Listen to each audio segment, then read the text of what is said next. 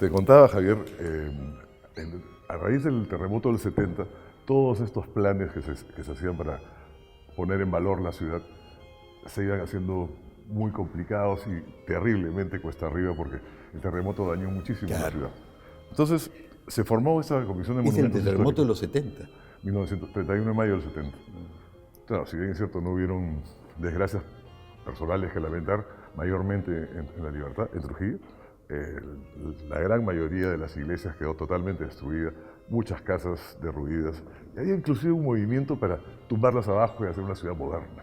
Entonces, mi padre, junto con unos amigos extraordinarios, el arquitecto Manuel Ángel Ganosa, Joche Correa y otros amigos trujillanos, se empeñaron en ir logrando rescatarlo y poner en valor.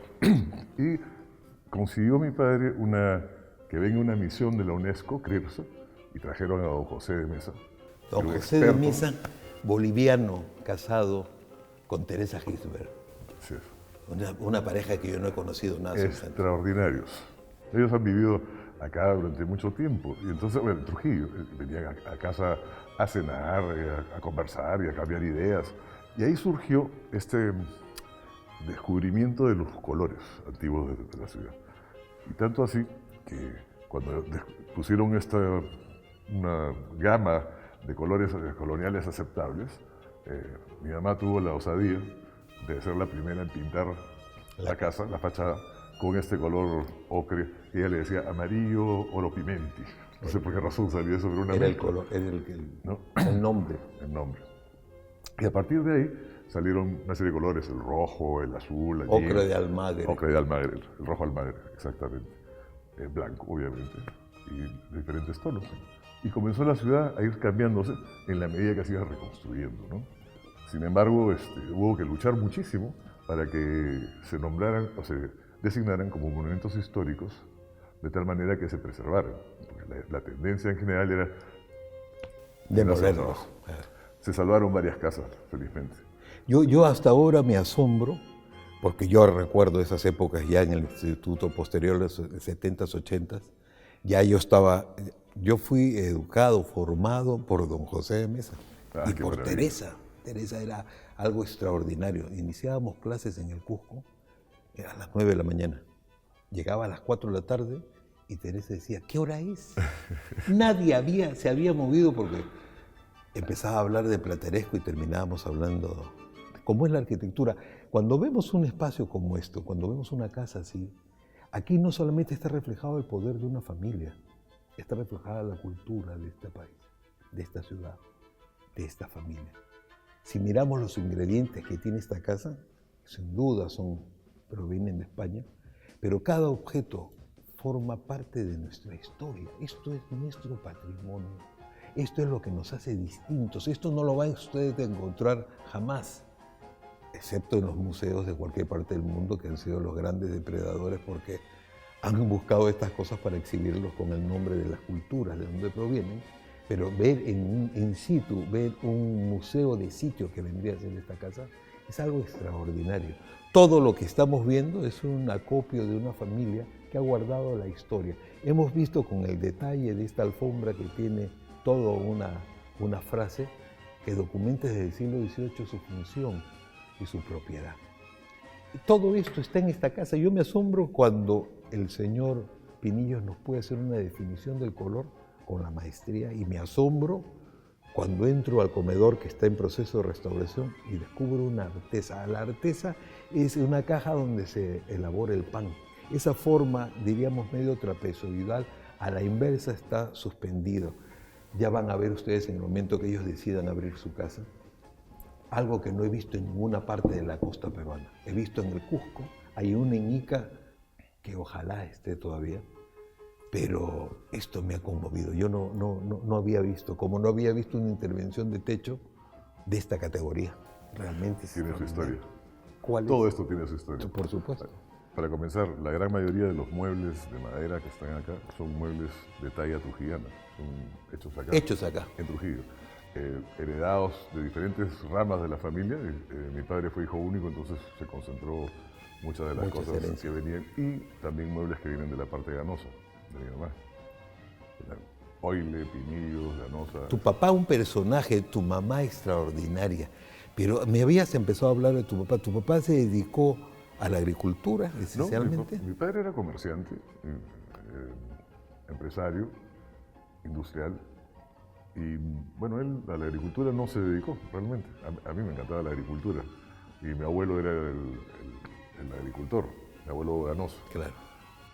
Sin embargo, él sí se dedicó mucho al tema comercial, a la preservación de la ciudad. Pero Y yo le ese era reconozco su- eso. su- Porque acá había su otro sueño. personaje que se llama el Pibe Ganoso, el arquitecto Lo famoso. mencioné, sí. Que yo le tengo una admiración, un cariño y un agradecimiento porque él era muy severo. En una época gloriosa, el INC tenía una Comisión Nacional de Arquitectura, a la cual se remitían todos los proyectos a nivel nacional y había una comisión de 12 arquitectos que sabían perfectamente a quién entregarle. El que entregaba de Trujillo el proyecto era el arquitecto Manuel Ángel Ganosa, con informe técnico correspondiente. Por supuesto, llegaba a Lima y no hacían sino refrendarlo.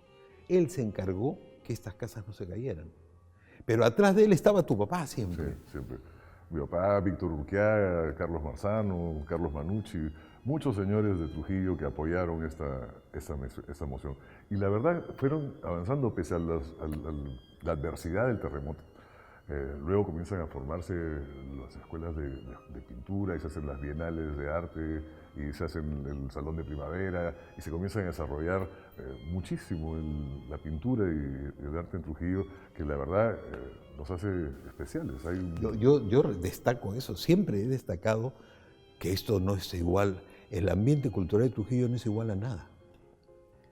Bueno, acá había una famosa bailarina de ballet, su nombre no recuerdo ahorita, pero en el momento el ballet de Trujillo era excepcional, hacían concursos internacionales. Bastantes.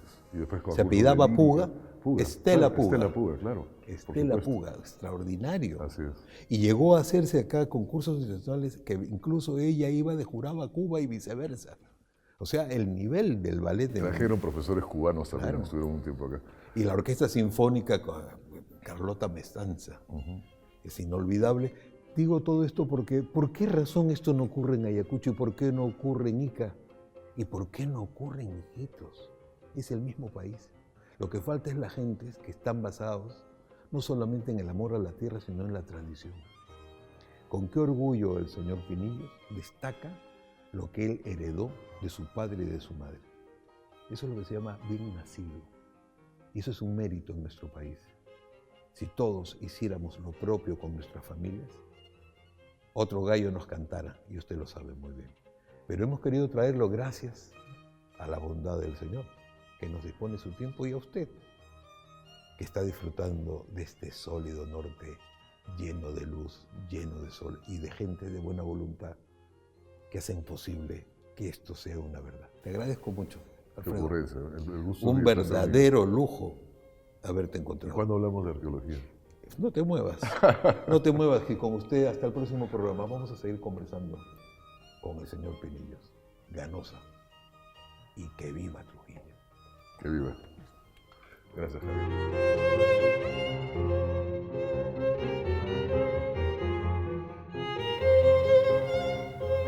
Qué bonito que es Trujillo, qué bonito que es Trujillo, qué bonito que es Trujillo.